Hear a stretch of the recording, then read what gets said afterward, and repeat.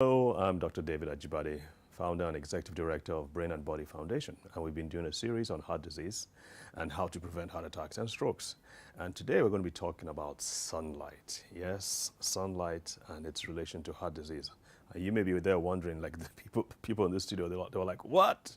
What does sunlight have to do with heart disease? Does sunlight cause heart disease? Absolutely not. It's quite the contrary. We're going to talk about why it's important and hopefully point out a few things that will serve you. Sunlight and black skin. You think that because we people, those of us in Nigeria, many times we think that because we're in the tropics, we're near the equator, there's a lot of sunlight, we don't have winter and autumn, fall the way the Western world have. We think that we're safe, we're okay. But I'm going to point out a few things to say why that is not the case. And I went to the park a few weekends ago, and I was like going to just to exercise, and I was expecting that everybody I would see there would be like, almost top. The men would be topless for sure, at least some would be, and then the women would be at least some exposure, not for any other reason than because of what I know about the importance of the sun. And I was shocked when I got there to find nobody. Almost everybody was fully in their tops, t-shirts, or even long sleeve shirts, and long pants, some shorts. But there was very little exposure. And again, I'm not saying this because there should be exposure just for the heck of it, just to expose your figure. I'm saying this because sunlight is crucial for the formation of chemicals that help to protect the heart. One of those chemicals is vitamin D3. And the key way you get vitamin D3 is by prolonged exposure on a daily basis to the sun. And that's 30 minutes at least. In fact, what they recommend is that you strip, you strip down to your, baby suits and then be exposed. Of course, that's not feasible most of the time.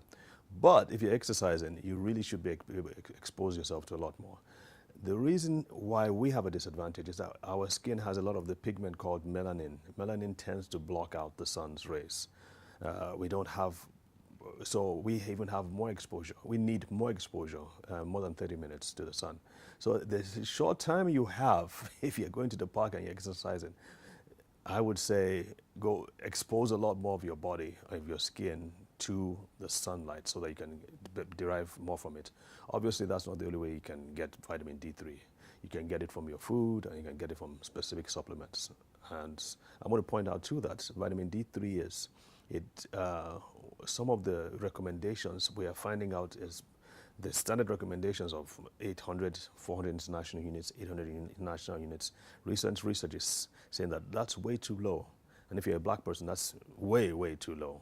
Some are pointing out that almost 5,000 international units a day now as opposed to 800. So you want to do your own research, find out for yourself if that is the case.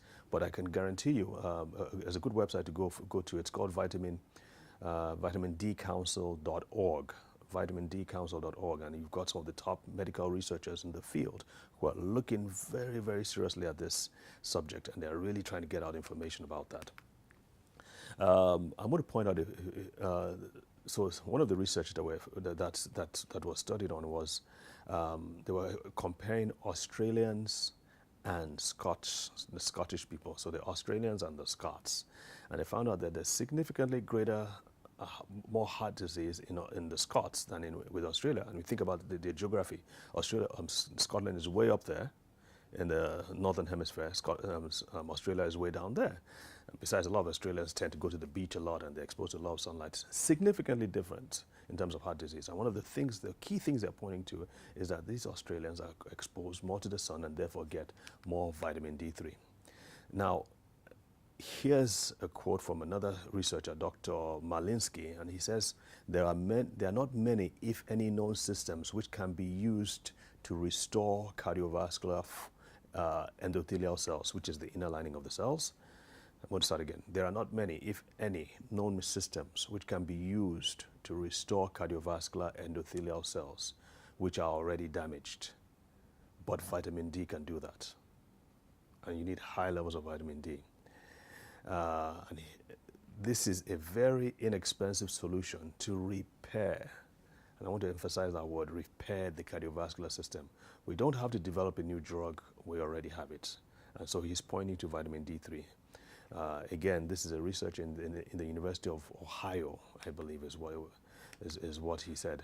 Another quote, Australians have a third the rate of heart disease as Scots, fewer deaths from heart attacks, strokes, heart failures, even after taking into account all known risk factors. So you want to pay attention to that.